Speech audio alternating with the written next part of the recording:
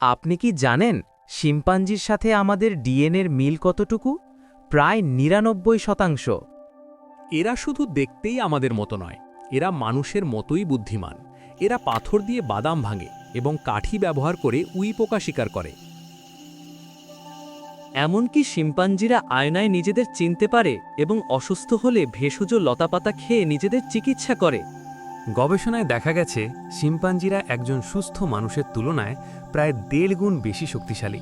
তাদের পেশির ঘনত্ব আমাদের চেয়ে অনেক বেশি। একজন বডি বিল্ডার দড়ি টানাটানিতে একটি শিম্পাঞ্জির কাছে হেরে যেতে পারে।